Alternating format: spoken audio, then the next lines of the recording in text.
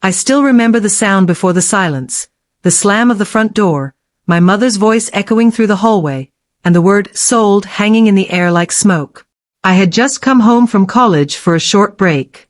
My first semester had been brutal.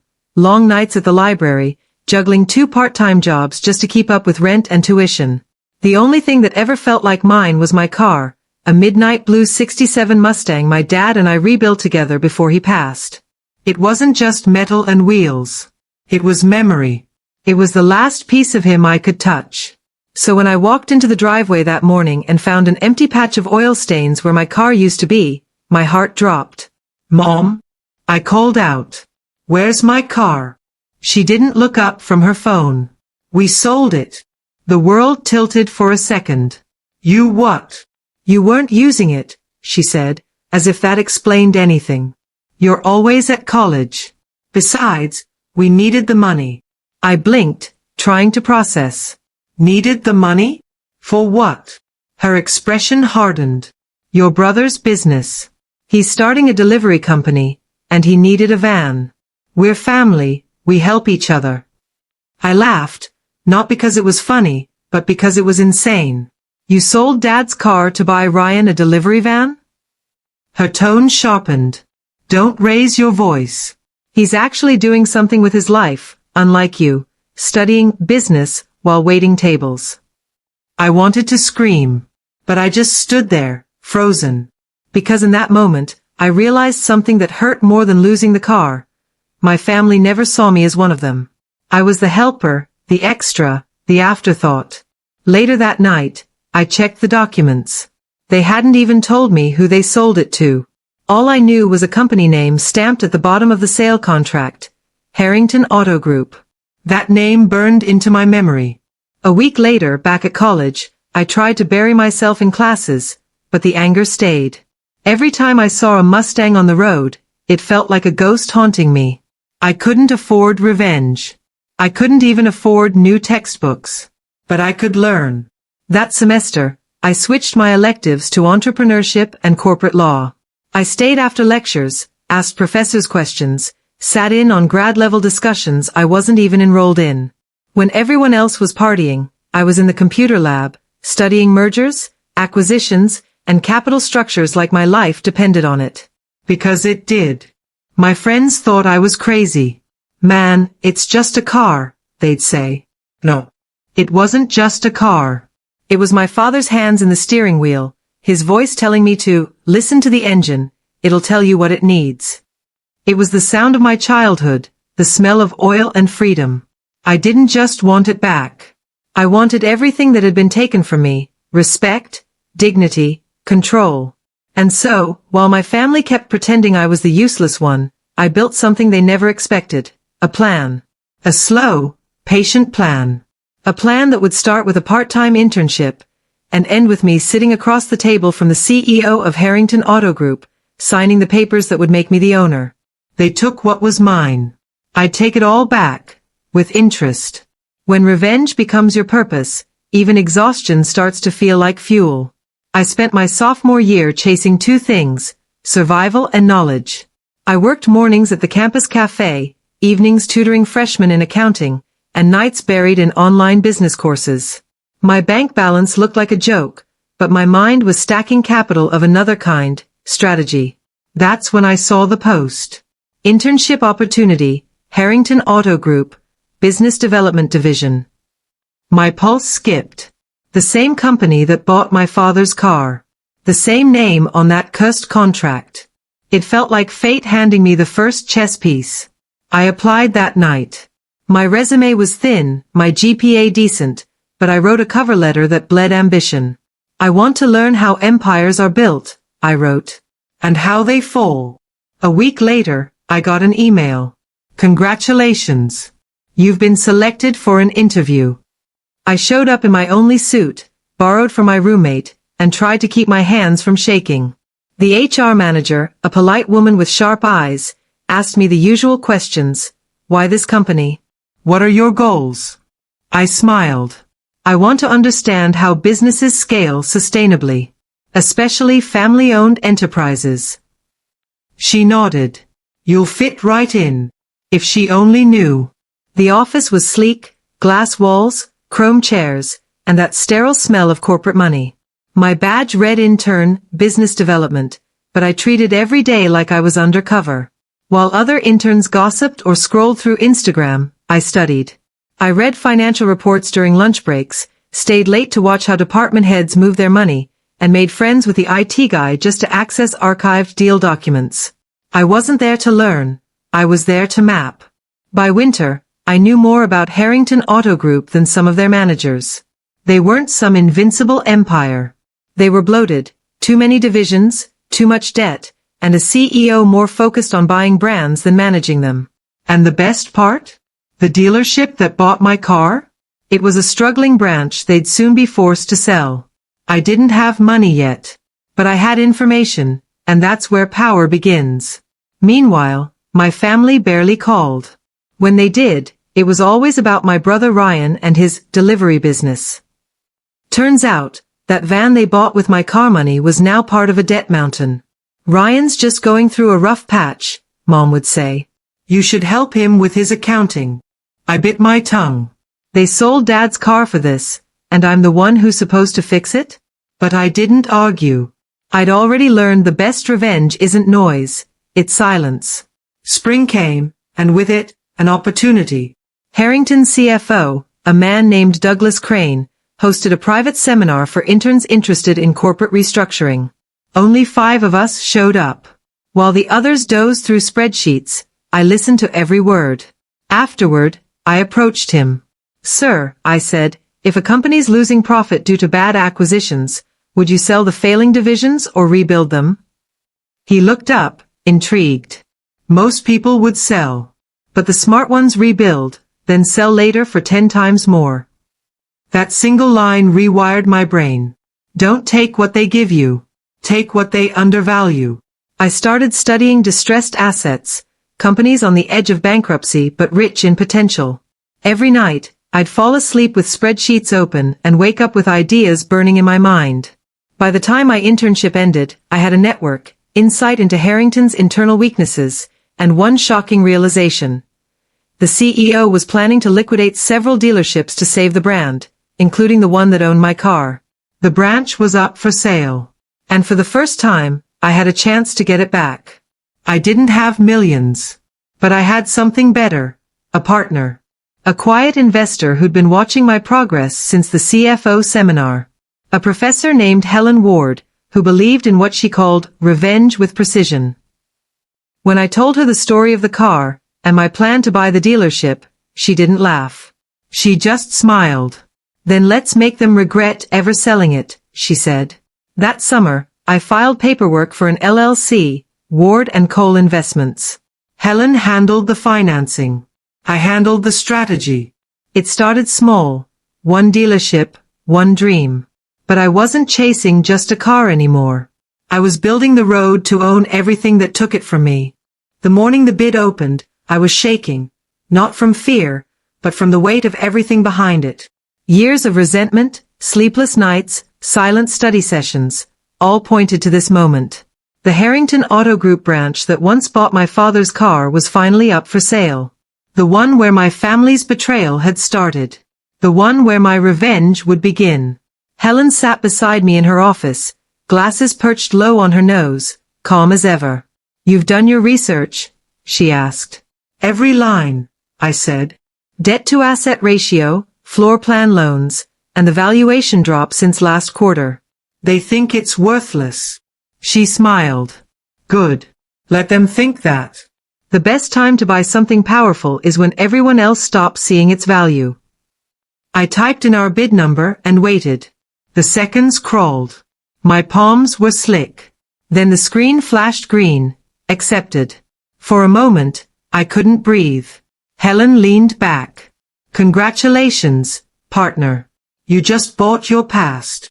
The first time I walked into the dealership as its new owner, the smell hit me. Gasoline, coffee, old leather, and nostalgia.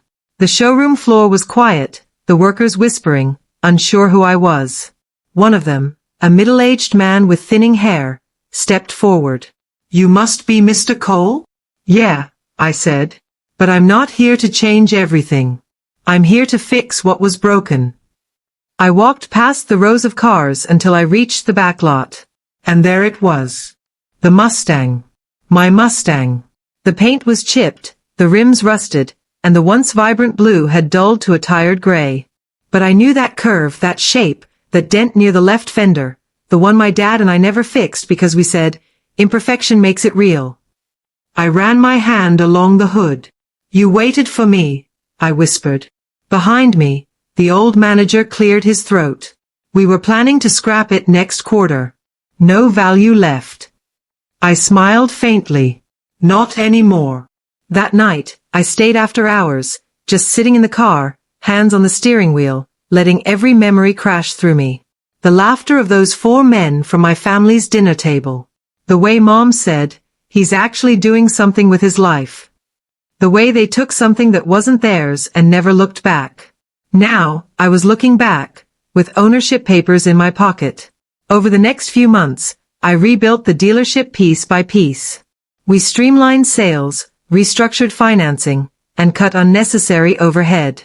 Helen handled the numbers, I handled the people. I treated every employee like they mattered, because I knew what it felt like to be unseen. Within 6 months, the branch turned a profit.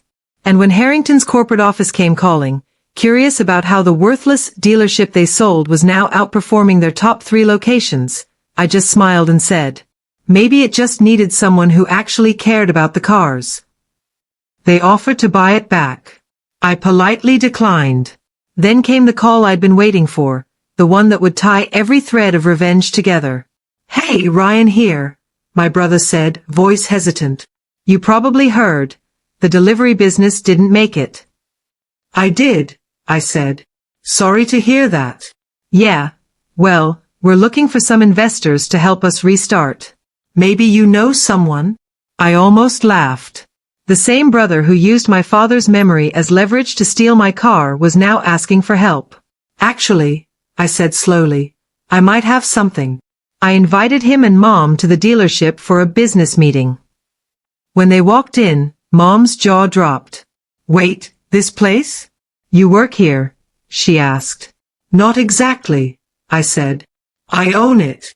Ryan blinked. You what? I handed him a folder, a full valuation report with Cole Automotive Holdings printed on top. Remember Dad's car? I said. This company bought it once. I bought them back. Silence filled the room. Mom stammered. You bought the company that took what was mine, I finished. Yeah. That night, I took the Mustang out for the first time in years. The rebuilt engine hummed, the headlights cut through the quiet street, and for the first time, the road felt mine. I didn't need to shout. I didn't need to humiliate anyone. The revenge wasn't in the words. It was in the ownership. Revenge doesn't always knock. Sometimes, it walks right through your front door wearing guilt and fake smiles. A few weeks after that business meeting, I got another call, this time from my mother. Her voice had that sugary politeness she only used when she wanted something. Hey, honey, she said softly. We've been thinking about what you said. About how well your company's doing. I leaned back in my chair, staring at the dealership's new glass logo shining in the sunlight. Cole Automotive Group, the name that replaced Harrington's. Yeah, I said carefully. Well, she continued, your brother's business idea wasn't bad. He just had bad luck. We thought maybe you could help him relaunch, maybe even bring him into your company? Families should stick together, right? I bit my tongue, letting the silence stretch. Family. That word had lost its meaning a long time ago. Finally, I said, you sold my car, Mom. The one Dad and I built. You didn't even ask. She sighed dramatically. Oh, for heaven's sake, you're still holding on to that? You should thank us. If we hadn't sold it, maybe you wouldn't be this successful. There it was. The twist of logic only my mother could manage. Turn betrayal into credit. Right, I said. You're right about one thing. I learned a lot from that. What's that? She asked. How to make sure I never need family again. And I hung up. A week later, Ryan showed up at my office. No appointment. No shame. He walked in wearing a cheap suit, a forced smile plastered on his face. Hey bro. Look at this place. Fancy. I didn't stand up. You need something? He chuckled nervously. Relax, man. It's just, I've been thinking. We used to be a team, you know? Maybe we could work together. You've got dealerships. I've got experience in logistics. We could expand your delivery division. I cut him off. You mean the delivery business that went bankrupt twice? His smile faltered. That was bad timing. But we learn from failure, right? I leaned forward, eyes steady. I did. I learned never to trust people who sell what isn't theirs. His face hardened. Come on, man. That car thing? It's ancient history. I needed a chance. You've got everything now. You could help me out. I stood up, slow and deliberate. You're right. I do have everything now. Because while you were making excuses, I was building something real. You took shortcuts. I took lessons. You wanted pity. I wanted progress. He tried to laugh it off, but his voice cracked. You're really not gonna help your own brother? I walked to the window, looking out at the lot, rows of cars gleaming under the morning sun. You sold my father's memory for a quick buck. You mocked me for studying. You called me useless. And now you're standing in the company that used to own my car, asking for a job. When I turned back, his expression had changed, the fake smile gone, replaced with something raw and hollow. He muttered, You've changed. I nodded. That's what growing up looks like. He left without another word. That night, I drove the Mustang again. The rebuilt engine purred like thunder under control. Every turn of the wheel felt like closing a wound. As I stopped at a red light, my phone buzzed, a news alert. Harrington Auto Group officially files for bankruptcy. Former CEO under investigation for financial fraud. I smiled faintly. The empire that once felt untouchable was crumbling. And the branch they once mocked as a liability? Now one of the few profitable ones, under my ownership. Helen called a few minutes later. I saw the news, she said. Looks like your timing was perfect. Not timing, I replied. Just patience. She laughed. You're more like your father than you think. I looked at the Mustang's reflection in a storefront window. Sleek, alive, unbroken. Maybe, I said. But I think he'd be proud I didn't just rebuild a car this time. I rebuilt myself. But the story wasn't over. Because revenge, real revenge, isn't about beating them once. It's about building something so big they have to watch you win forever. And soon, I'd get that chance, when an old name came knocking again with an offer that would change everything. Success has a strange way of circling back to the people who once told you, you'd never make it. By the time Harrington Auto Group collapsed, Cole Automotive Holdings had become more than a company. It was a quiet storm. We weren't just a single dealership anymore. We had 5 locations across 2 states, an investor network built by Helen, and a customer loyalty app one personally designed for my college dorm notes. Every quarter, profits doubled. Every headline about us mentioned the same line. The small dealership that outsmarted the giants. It was poetic. The same corporate empire that once bought my father's car was gone, and the son they ignored was now writing purchase contracts in its ashes. But the real twist came one Friday afternoon. My assistant walked in, holding a thick folder. Sir, you're going to want to see this, she said, half smiling. It was a partnership proposal. From Harrington's new investors. They wanted me, to acquire their remaining assets and merge under my company's banner. I flipped through the papers, my eyes catching the final clause. Majority stake to be transferred to Cole Automotive Holdings upon acquisition. Translation: we surrender. I signed it 3 days later. And just like that, I didn't just own the branch that once took my car. I owned the company that once owned it. When the news broke, local media wanted interviews. Self-made CEO reclaims family legacy. From waitlisted student to industry leader. I smiled for the cameras, but deep down, I knew the real satisfaction wasn't in headlines. It was waiting for me at my family's doorstep. Mom called again, this time, not to argue, but to congratulate. I saw you on TV, she said, voice trembling between pride and envy. You've made such a name for yourself. Everyone's talking about you. I said nothing. You know, she continued, your brother could still use some guidance. He's been trying to find work. Maybe you could bring him on board. I exhaled slowly. Funny, I said. I just got an application from his company. She hesitated. What? Yeah, I said. He applied for a logistics partnership. But you know how it is, we only work with verified, reputable companies. Ryan's been struggling, she said quietly. He just needs a chance. I needed one too, I said. And you sold it out from under me. There was silence. Then softly she said, You're punishing us. No, I replied. I'm reminding you. A month later, we hosted the grand reopening of the original dealership, the same one that had bought my father's car. The Mustang stood front and center, fully restored, glimmering under the showroom lights. It wasn't just a car anymore. It was a monument.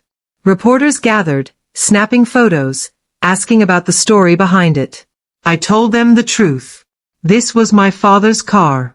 It was sold when I was in college. I thought I lost it forever. Turns out, I just needed to buy the world that took it. They clapped. Cameras flashed. But the moment that hit hardest came later, after the crowd thinned out. A familiar voice broke the silence. Ryan. He stood by the glass doors, suit wrinkled, eyes tired. Nice speech, he muttered. You really told the world how much better you are, huh? I turned to him, calm. No. I told them how much better I became. He stared at the car, then at me. You really think all this makes you happy? I looked at the reflection of the Mustang in the glass, the lights gleaming across its polished hood. It doesn't make me happy, I said. It makes me free. He scoffed and walked out. And for the first time, I didn't feel the need to follow, explain, or forgive. That night, I drove the Mustang through the city, the same roads I once walked broke and humiliated. Streetlights flashed across the hood, the engine hummed with quiet strength, and the air smelled like rain and gasoline, the scent of redemption. I stopped at an overlook above the city. From there, I could see it all. The lights, the dealerships, the empire I'd built from the ruins they left me. My phone buzzed, a message from Helen. It's done. We officially own 100% of Harrington. I smiled. Tell them, I texted back, I'll keep their old slogan. It fits better now. Where precision meets vision. Only this time, the vision was mine. Sometimes revenge isn't loud. Sometimes it's just the quiet sound of an engine you rebuilt yourself. And the peace of knowing you don't owe anyone an apology for succeeding. Because when they took my car, they thought they ended my story. But really, they just started it.